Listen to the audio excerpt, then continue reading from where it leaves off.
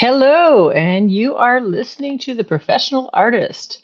I am Echo Chernik, and we are broadcasting live on the United Public Radio Network, 107.7 FM in New Orleans, simulcast on YouTube and Facebook. Please like, follow, subscribe, and ring the notification bell. And I'm actually not.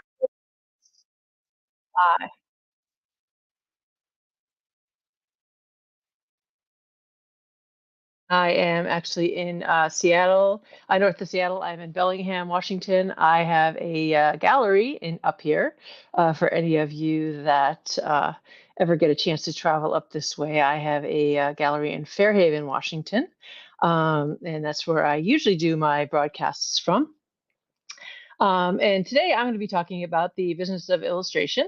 Last week we had guests on. We had Bob Eggleton and April Solomon, and we who were wonderful guests. And we were talking about the business as well. Bob has been in the business for a long time, and April has been in the business for a while as well. And she's actually been in the family business. Her father has been in the business for her whole life, so she's learned a lot about it. And she's right on the cutting edge, and that's why I wanted to do this channel so that we can, really keep with the cutting edge of what's going on and use um, and really use what the knowledge that those of us that have been in this industry for a long time have, and keep it current with those that are, right on the edge of it, and really, keep that knowledge, going, and keep it fresh and keep discussing it. And I got a question from Troll Smith last week, so I appreciated that. So that's really what I really liked getting. I really like getting questions on the channel, so keep those questions going. And Charles Smith had a question about something that Bob asked. Bob had said and I agreed with him that he liked taking jobs that sometimes didn't pay as much. That what they paid didn't necessarily matter as much all the time to him. That wasn't necessarily the big motivating factor for why he didn't take a job. And Troll Smith said, that sounds an awful lot like taking a job for exposure. And that was an awesome question, because we didn't really address that, why you shouldn't take a job for exposure. And that's a super important thing to talk about.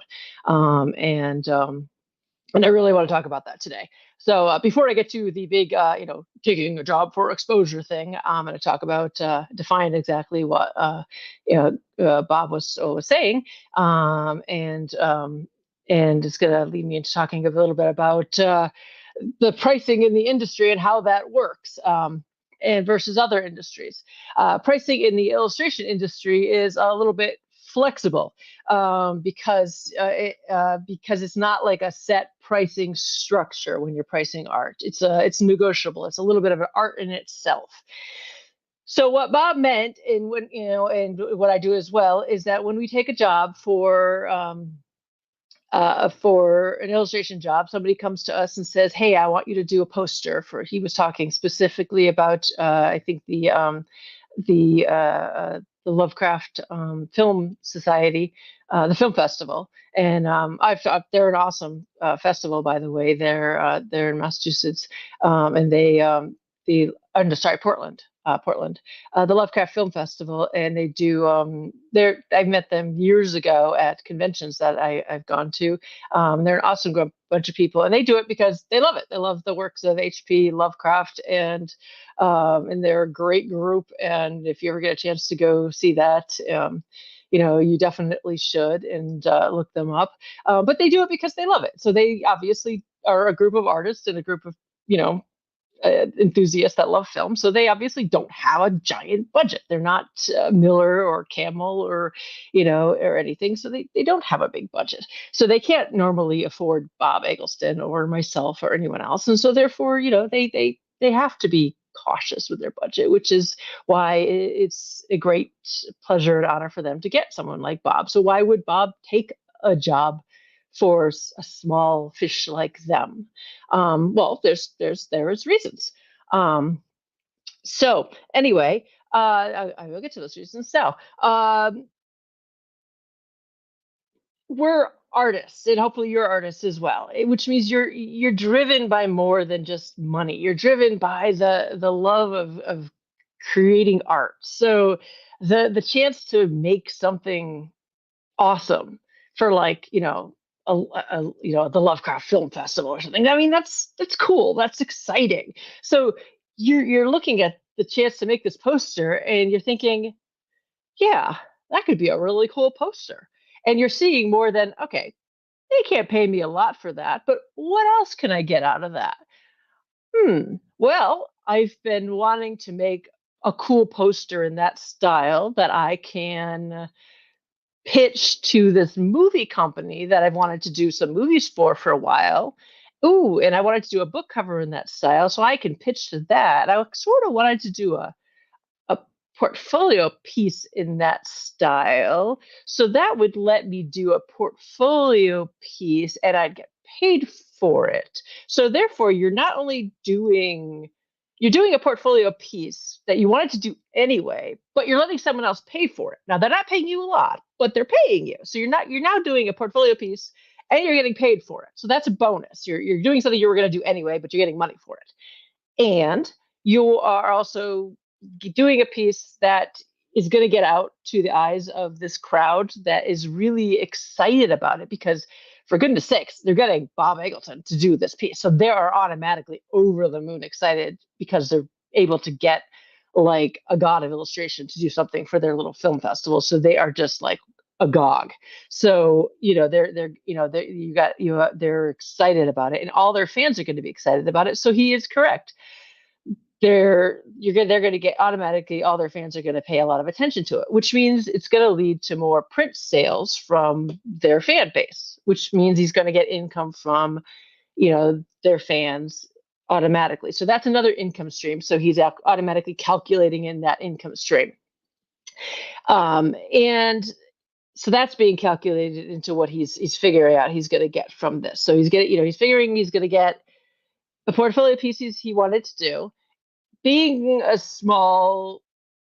um, a smaller company, they're not going to nitpick him to death on art direction. They're going to kind of let him do what he wants, which is cool. So he's going to end up with a nice piece. He knows that, um, which is in itself a pleasurable experience as an artist. So he's going to get a nice piece out of it, and he's going to get, so he's overall, he's going to get a good piece, that he's going to get print sales. And you don't know where he doesn't know where it's going to lead. A bunch of people are going to see it, so he's doing it for it's going to come up not only out of his he's coming also out of his marketing budget, is in a business terms. If you're gonna cut it down to like a business sense, he's going to be taking that money out of his marketing budget, whatever loss he's taking from it, because because he's spending money out of his marketing budget. I guess if you were a business person, to think of whatever loss you'd be taking from it, because he's investing in himself in order to get more work in the future, and he knows that he will get more work from this piece in the future. I've done the same thing, like my Tosca poster. It didn't pay a tremendous amount. I did 3 posters for the Connecticut Opera. They paid okay. They didn't pay great. Ultimately, I did a post for Tosca, for Cenerentola, and for the Seraglio. They paid okay. I did a lot of work for them, and I mean, I did a lot of work on them, and they ended up going up for the Connecticut Opera. And then all of a sudden, my grandmother calls me up. This is a funny story, so I'm going to segue off of this for a second here to tell you this funny story. My grandmother calls me up, and I'm in Florida at the time, and she's in Connecticut where the opera is. And she calls me up, and she's like, "Oh, you're on the news," and I'm like, "I'm on the news. What are you talking about, Grandma?" And she's like, "You're on the news." And I'm like, "What?" And she's like, your poster's on the news." And I'm like, "What? What are you talking about?" And she's like, "It's being stolen." And I'm like, "What? Whoa, what are you talking about?" And so I look, and sure enough, they're talking about the Great Tosca Caper.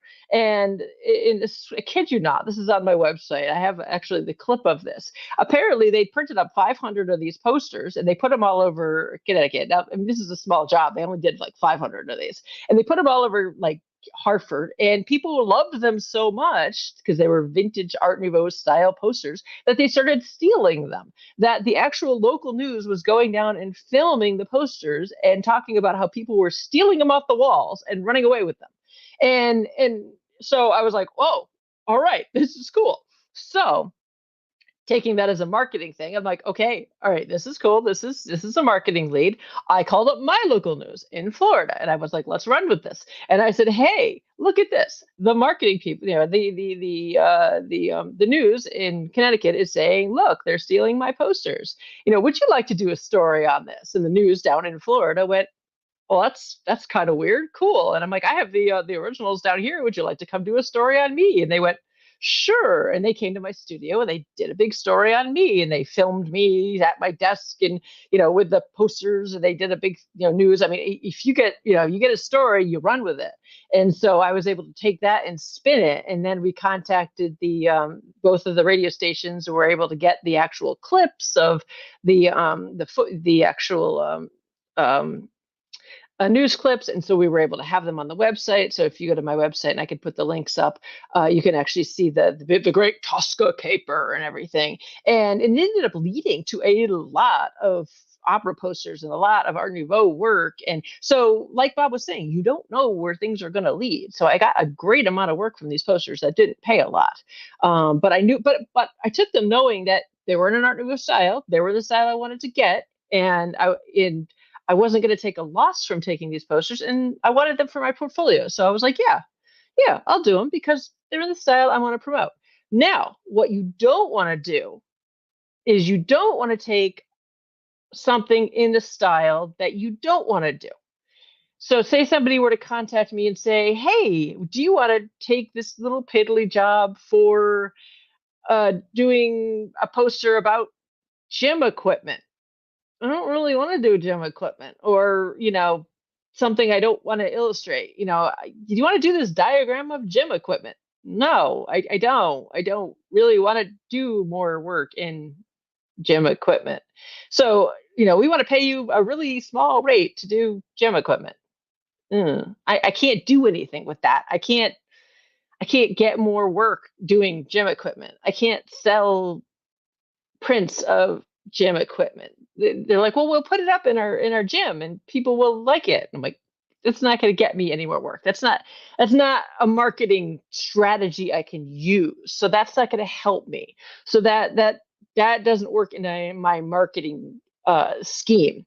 So that's what Bob was talking about in terms of taking jobs that pay less, but that benefit him. In that case, if they, if this job that were, for instance, to hire me to do gym equipment, were to pay me, 5 times what the poster that for the Lovecraft Society were to pay, Bob, uh, they paid me 5 times the amount, and it was a fair rate. And I didn't care if anybody ever saw it. That would be a fair rate. That's fine. I would be getting a fair rate of money. I would do my poster, and I didn't care if anybody saw it again, because that would be the fair rate. I would pay my bills. I would put it in my portfolio if it was a good poster. And if anybody wanted me to hire me to do gym equipment again or not, then great.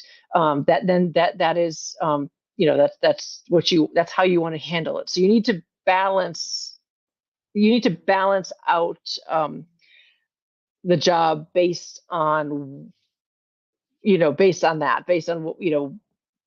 what it's going to bring you, and how you're going to, if you need to promote yourself with it or not. If it's something you absolutely don't ever want to do again, make sure that you're getting paid appropriate for it. And if it's something you absolutely never, ever don't want to do again, don't put it in your portfolio. Don't ever show anybody you did it. In fact, preferably don't put your name on it. Just put it away. Just put it away and never speak of it again. Be like, oh, I didn't do that. I don't know what you're talking about. Just, in fact, just be like, no, you don't have to put my name on that. It's quite fine. Just don't mention it. Let's not talk about that again.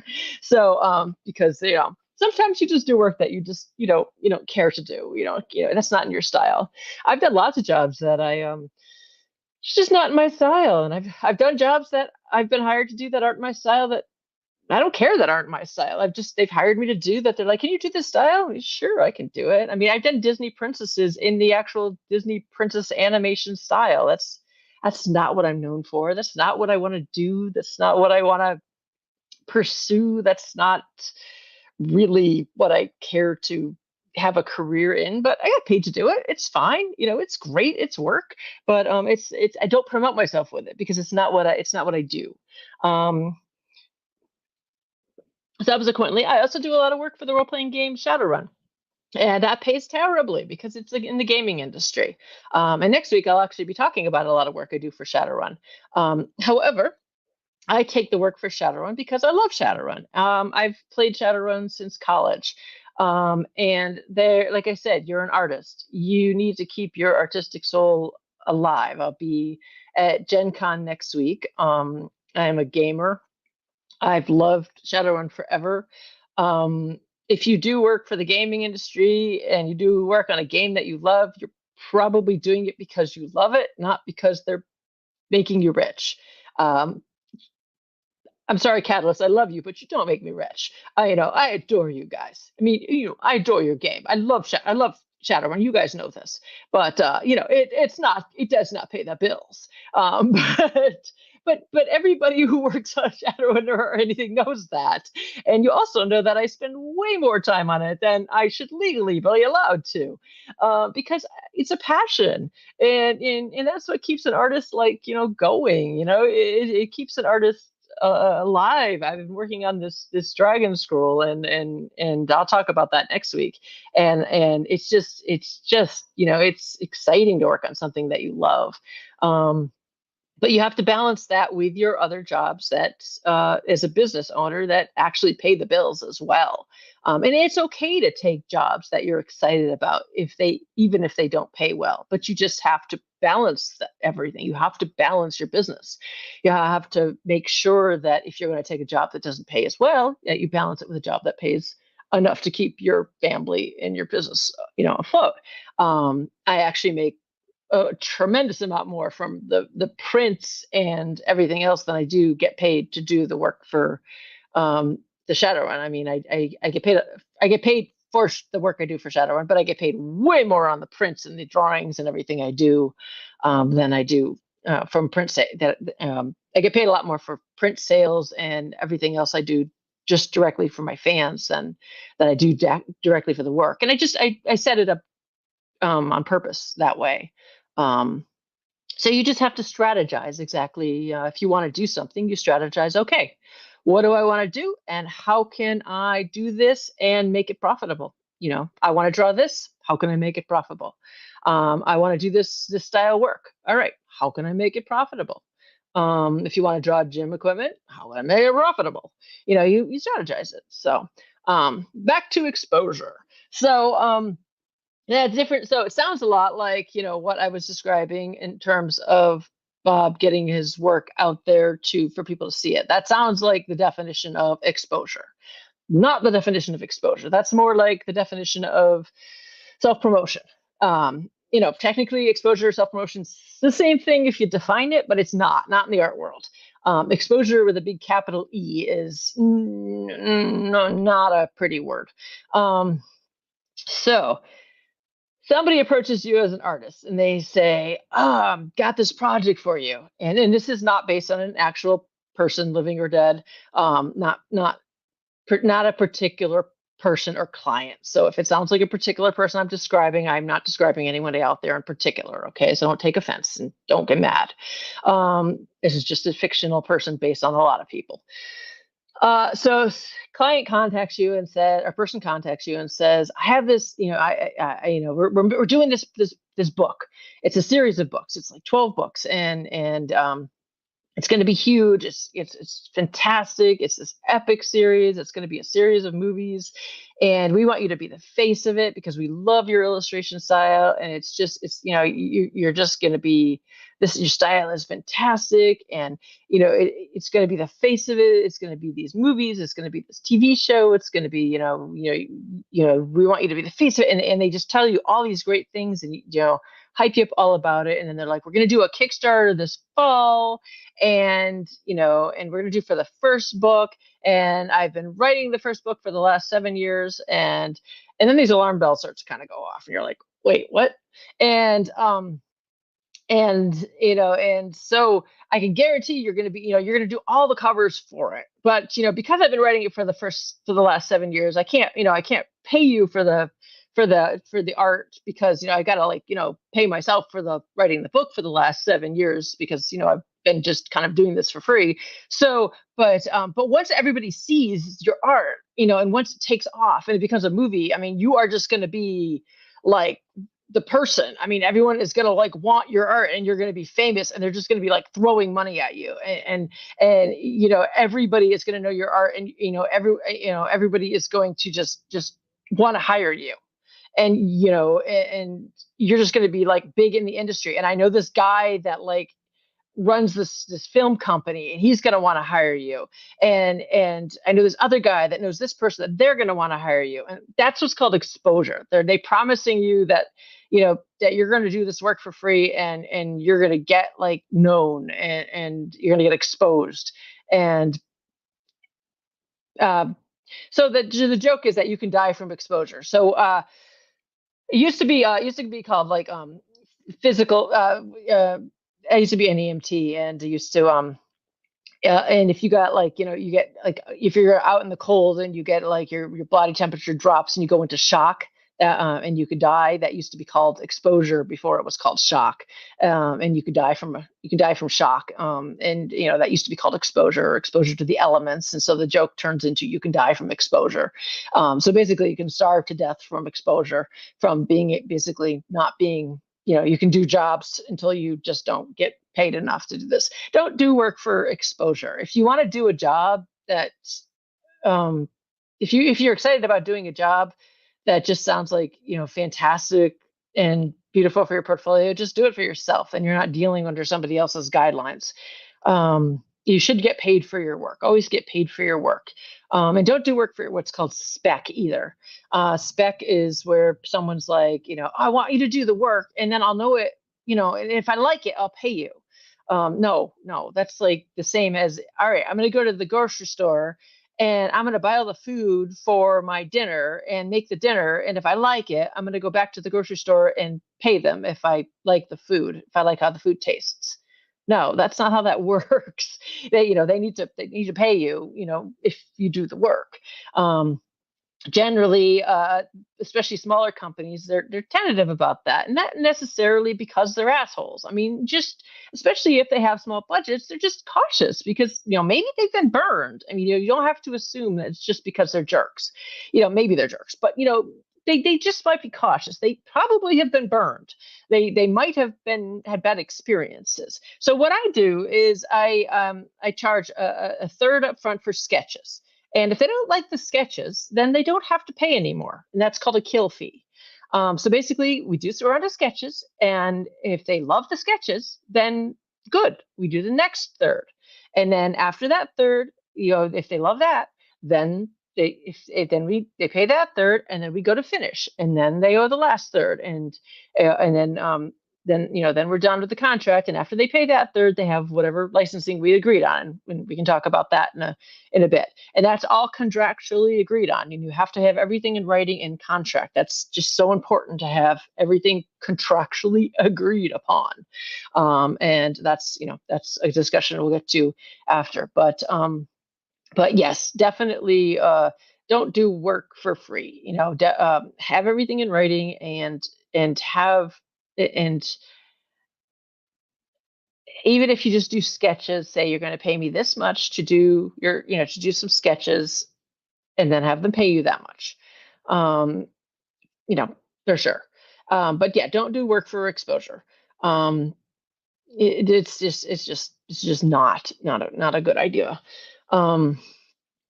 There's other, and the good thing about this industry is that you can be creative with the way you get paid. That's the thing that people forget and don't, and don't think about. Now I'm not saying be creative with your taxes. Don't be creative with your taxes. Okay. I hire an accountant because don't mess with the IRS. It just, I'm not going there because, I don't be creative with your bookkeeping, or you just, I hire an accountant. I let them do all that because I don't want to get in trouble with that, because but you can be creative with how you structure your, with how you bill things, um, and how you work out budgets with companies, because different companies have different budgets. Not everybody has the same budget. I mean, if you're dealing with like Miller or Camel or a big company, they're going to have a much bigger budget than a small company is going to have, and you might want to work for a small company. I mean, an independent publisher is going to have an exciting book cover, just as exciting as like Random House, and you might want to do that book cover, and you're like, oh gosh, I really want to do that, but their budget is so small. How can we work this out? And in that case, licensing and barter and all kinds of things are your friend, because you just need to negotiate, and you just need to negotiate creatively. Because I've worked on a lot of great things with independent publishers who's like, I don't have a lot of money, but I've been working on this book, and I really want to do it, but I just don't have a lot of cash. I just happen to own this um, seafood company. Oh, I like seafood.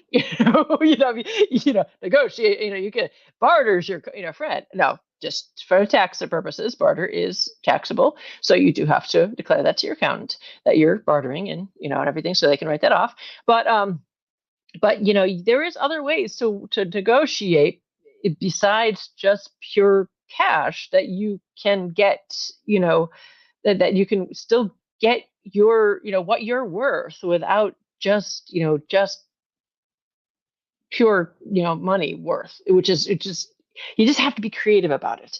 Even this guy, who maybe wants you to work for exposure. I mean, there are a lot of people who want you to work for exposure who are just like abusers. So you be careful about them. There's a lot of companies out there, who want to hold what do you call it, contests and stuff, who want you to work for exposure, or people that come around that like they want you to work for free, that are that want you to do it, that are jerks and stuff. But I try to keep my mind on a positive bent, because there's too much negativity out there nowadays. So I always try to remind myself to not be negative, because it's harder and harder, but I always try to not, and remind myself that some people just don't know any better, that this person's, maybe this person's just sort of been working on their dream project in their little bubble, and they just don't know any better.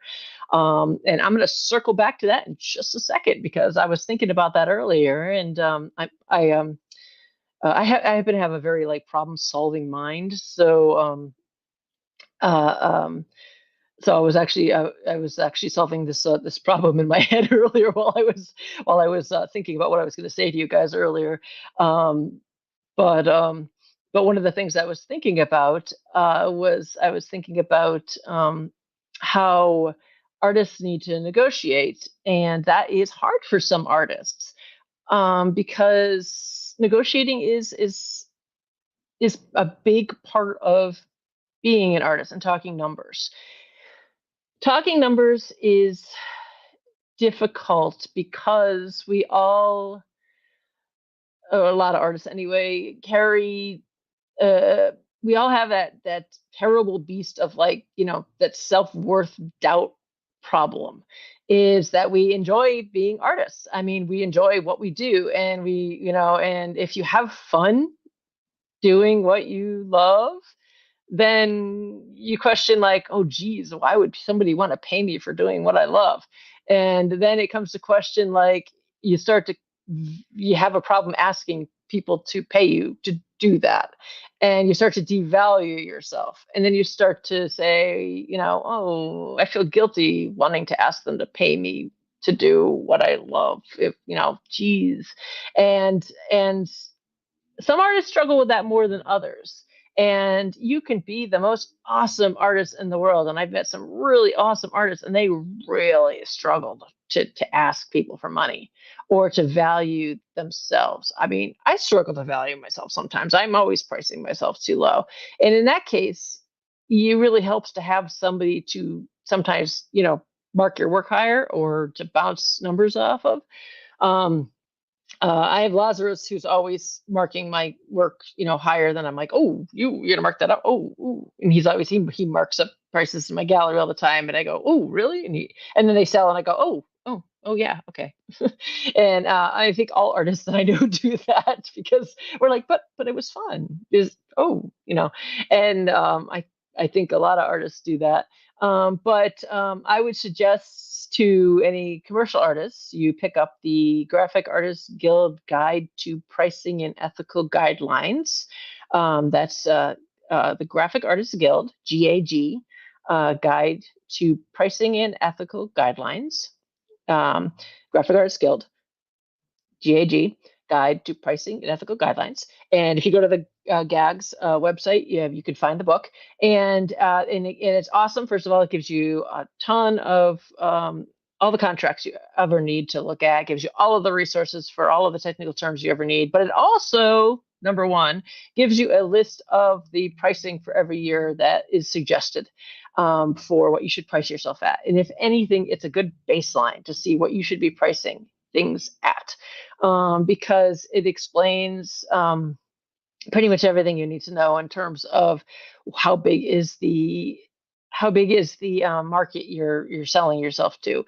Is this a book cover for a small company? Is it an independent book publisher? Is it Hasbro? Is it Random House? Is it a what sort of licensing are they looking for? It lets you kind of like go through the charts and figure out um, how big is this project? Who are they selling it to? What kind of range is everybody else pricing their projects at? Where should I be, sort of? It's a lot easier now than it used to be. I remember when I first started, you know, on the going on the internet and just googling, like, I don't even know if it was Googling at the time. It was pre-Googling, whatever that was. What should I charge? I had no idea. I mean, I had no idea what to charge, which is kind of why I started this channel, because I was like, I don't even know who to ask. No clue, just no idea. So finally, I got my hand on this book, and I was like, oh my God. And I looked at these numbers. I was like, oh my God, these are huge. I can't charge this much. Who charges this much? Oh my God. And after a few years, I found I was charging that much. And I was like, oh my God, I'm charging this much. And I was like, whoa, I'm a professional. And it was fantastic. And now I was like, oh, well, these numbers are kind of low, actually. And that's when I started actually filling out the survey that, helps people figure out what they should be charging, what you should do if you're a professional. And it's good because you at least can point to the book and be like, I'm following these numbers to help you figure out, what you should be charging. But if you're an artist and you really, really, really struggle to talk about numbers, then it's good to have somebody else that can help you to negotiate, because it's hard if you struggle with anxiety, but you're an awesome artist. If you have a significant other, a lot of artists have significant others that do those things for them. If you don't have a significant other, I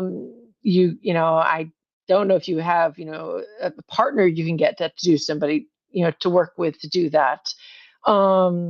A lot of people have artist reps to do that. The problem with that is that you usually can't get an artist rep until you don't need one. I have an artist rep in New York, and they're fantastic. They do all the negotiating for me. That's Mendela, and I can trust them completely. I don't even ask them what they charge half the time. I mean, what they're getting for the job. I'm like, yeah, I trust them completely because they do a great job, because they know the market, they know the industry. I just say, okay, yeah, that sounds great. They do all the paperwork, they do all the negotiations. If there's any problems with the client, I can just call them up and they handle it. They do all all the tough stuff, which is great, especially if you have a problem talking to clients, or if you have any sort of social anxieties, which is a lot of the job. And it's just a lot, that's hard for a lot of artists. So, but again, if you struggle with that as an artist, you have to deal with that, or you have to find somebody to help you with the negotiation part. Otherwise, you're going to struggle to make a living as an artist. Which brings me back to my problem solving part with the guy with the this isn't necessarily the best solution, but this is just what I was thinking of earlier because like I said, I'm a bit of a problem solver. I was thinking of the of our buddy here with the person the our writer our theoretical writer that I came up with that approached you theoretically to get you to try to do the work for free, who was all extroverted and was like, hey, you want to do this for free, you want to do this for free, you want to do this for exposure, and you're like, no, I can't do this for exposure. And then my in my artistic problem solving mind, I was thinking of partnerships, and I was thinking, of this. You need to sometimes problem solve problems, and I'm the type of person that reaches out to other creatives and makes partnerships. So if you got along with like somebody like this, I would be like, hey, you're a super extroverted type of person. There's no reason if you can't get a rep, because like I said, you don't necessarily get a rep until you need a rep, that you can't pair with somebody like an author. And this is for you authors out there that can't afford good artists for your books, but might, be more extroverted, because a lot of authors are actually pretty extroverted people, but can't afford artists or accountants or other people that are more extroverted, but can't, that you guys could pair up and work together. I've paired up with a lot of different people to get things done. You might, that anyway. What I'm saying is that you can get a different person to be a rep for you, to do negotiations, to be your representative, to help you to negotiate numbers, and to be your in between, to be your representative. Sometimes it helps to have somebody in between to just, like for instance, if you were to say, hey, person that you want me to do the book cover for you, if you were to act as my rep and you were to help me with some of these negotiations, and be my in between, and just be and talk to my clients for me, and negotiate as a rep. And then you go in between with my person, and you work out a working relationship. And then over time, they help land you some work just by negotiating and stuff, as a and you guys work together as a that way. Then ultimately, they help you, and then you're able to do some work with them and get and you're able to basically do some work on their cover. They're not taking advantage of you anymore, but they're not paying you out of their pocket. If they're able to help negotiate and bring you more money just by being able to be their extroverted self, and say land you higher amounts of money, and you say, figure out my rep takes 25% of what they land me. So if they were able to increase the amount of money that they were able to land you on jobs, and you calculate what 25% of that would be, and apply that towards what they were towards their balance of their illustration project, and then you were to illustrate their books, that wouldn't come out of their pocket. So they would be getting their job, but they would be doing it for free for them anymore, and yet it wouldn't be coming out of their pocket. You have to be What I'm saying is that then they wouldn't be paying out of pocket. You would be getting more money for your jobs. You wouldn't be having to be scared talking to clients, and they would be happy, you would be happy. Nobody's being abused. And that I negotiate stuff like this all the time. I've worked with accountants like this. I've gotten, back in the early days of needing websites, when I first started off my career. Lazarus and I were starting off at the very beginning of our career. We happened to be starting off doing website design, and this was in the days when like the web was like super ugly, and we were like we were lucky because we were both new understand programming and we could make the web pretty, and so we were like really valued assets. And so anytime we needed anything done, we're like, "Ooh, we need dental work done. Let's see, let's find a dentist that does not have a website. Okay, you do not have a website." And we'd call them up and be like, "Hello, do you need a website?" And we would we would just trade for websites. Do you need a website? Let's get our teeth done. Do you need an accountant? Do you need a website? Let's get our teeth done. And we would just, and this is how we did so much stuff, because it's so much easier for a creative to do things that way. And so I've learned to make partnerships with so many other creatives, by just talking to them. I am the Bob was also saying last week that people don't accept cold calls anymore. I'm like the queen of cold calling. I will email people out of the blue and be like, "Hey, you know, are you interested in doing this together?" And like I tell my kids, the worst they're going to say is no, or just ignore you, or be like, "Are you a crazy lunatic person?" Maybe I'm a crazy lunatic person, whatever. But I am always up for partnering with other creatives and just at least talking about it. Let's have a conversation. Let's see how we can help each other out, because let's build a barn. I mean, I guess I was just raised that way. Maybe it's a Gen X thing. I don't know, but I just it's a creative when creatives band together, we can do so many more cool things. So you just have a I don't know.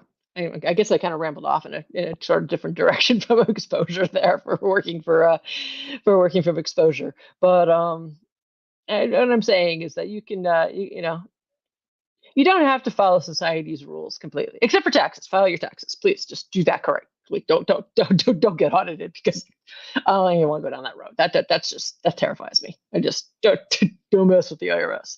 But work. I don't know. I'm all about finding new opportunities and just seeing what can be made, what can be done, what can we do together, how can we do this to create new things? How can we help each other to make life a little easier? I mean, we have skills. How can we use our skills to make things a little easier, rather than just working to just make money and then paying somebody else? Because we don't have to use our skills that way necessarily in our business. We all have different business. We all have different skills where we can use them to make to create, to just make things easier. So anyway, so that's sort of what Bob was saying, but with a whole load of segue sauce. But yeah, that's how I've survived 30 years of being a professional illustrator. uh, a whole side load of segue creative sauce. Um, I don't see any questions coming my way. You're probably all just sitting there going, "What is she going on about?" But I don't see any questions. So either you've all fallen asleep or you've all left.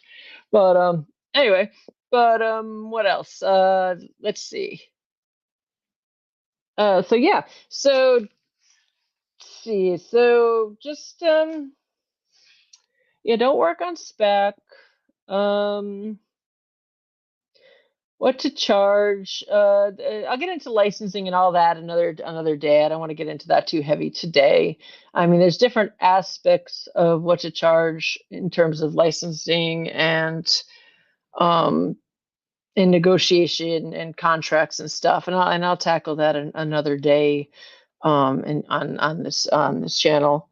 Definitely be sure to go onto my YouTube channel and hit me up with any questions in terms of business aspects. But you don't sell yourself short, for sure. I mean, your art is definitely worth it. Just always make sure that you're feeling you're getting what you're worth. Um, but remember, it can be money wise, or it can be other things too. It has to be you feeling like you're getting what you're worth, whether or not it's just pure cash, or it's other goods, or it's sustainable soul wise as well, or it can be an investment in yourself for the future. Sometimes a lot of times I will actually invest. I will actually ask for prints or goods if I know they're going to be making product. I'll be like, hey, I want to have a couple cases of whatever you're making. If you're making candy bars with my product, can you make, can I get 10 cases of candy bars? Can I get 20 cases of wine? Can I get, so many bookcases of books? Can I get, things I can sell in my shop because I have a gift shop now. So I know that can I get 20 cases of these puzzles that you're printing if they have a low budget? Because it actually costs them a lot less to make and give me um, puzzles than it does to give me more cash. Because it costs them more to pay. It costs them more to pay me more than it does to give me puzzles, because the puzzles or whatever they're printing will cost them much, much, much less than to pay me more cash. Because they cost, whatever the product is, costs them less usually. Um, Printed samples of things. When I made card decks, I got cases and cases of card decks. I also got the big flat sheets of cards because you can make special editions with the big flat sheets that are all like the uncut sheets, and then you can sell those as flat, as big flat sheets. And those are like special editions, and those will sell separately, which is cool because then you can make more off of those. Think about what you can sell to collectors. Uh, think about what might want to keep. Always keep copies of everything because you never know what you want to keep for later. You never know what you want to keep for an investment because it might be worth more down the line. If you did, for instance, if you had worked on Magic at the beginning and you wanted to keep, if you kept some of those early Magic cards, they might be worth quite a bit right now. I didn't get into Magic early on. Um, I didn't get into Magic early on because I was working digitally. And at the time when all my contemporaries were getting into Magic, they weren't accepting digital artists. So all my friends were getting into doing Magic cards and they were like, nope, no digital artists. And I was like, ugh. So that's why I missed that boat. So I just never get into that boat. I don't know if things would have been different if I got into Magic, but I got into Shadowrun instead, and that's just my path went that way. So which is fine. And but yeah. So I want to see any questions for anything. I'm going to be at Gen Con next week. I'm going to be talking about, I'm going to pre-record next week's thing because I've been talking about the big dragon scroll that I worked on, which is going to be at Gen Con, which is going to be freaking amazing. Talk about a passion project. I put way too much work into that. It's really cool though. And you're going to want to hear that one. It's just really, really, really cool. And we're at San Diego Comic-Con this week if you're down there. Laz is there with Kat currently. And I have a couple of the shows coming up. I'm going to be at Salt Lake City Comic-Con, and I'm going to be at I don't know, a couple of other places. I don't remember what else I'm going to be. Oh, Dragon Con. I'm going to be at Dragon Con. I also have my Maya Kickstarter is going to be wrapping up pretty soon, and that's pretty exciting. That is my big project that is on Patreon. That is been my passion project for the last couple of years, and that's kind of cool. That's on Patreon. If you go to echochernik.com, you can get a link to the Patreon. It's $2.99 instead of $400 right now for just like another week or so, I think. It is a big, fancy, awesomely illustrated book, not AI generated. Oh my gosh, people ask me that, and it just crushes to the soul. I only made 1,000 of them, and there will only ever be 1,000 of them, and they are, so if you want one and it's signed and special and numbered and with drawings and stuff, please, if you want to support an artist, go check it out. And there's also a art book that goes with that too, so check that out. And you can also pick up a copy or a pre-order at Gen Con too. And what else? And yes, I think that's it. And I'll read my outro here. Thank you for joining me. I'm Echo Chernik, and you've been listening to The Professional Artist live on the United Public Radio Network 107.7 FM in New Orleans, even though I'm in Bellingham. And thank you. Thank you again for joining me. And again, I won't be live next week, but I will have a lot of really cool information to share. So you want to listen to it because it's going to be pretty cool. And please ask questions on the YouTube because I want to be able to answer them so that I can provide all the support and information that I can about the industry and answer those questions for you so that we can all, become better artists and support each other and make some awesome, great art together. So take care and keep making great things. So bye.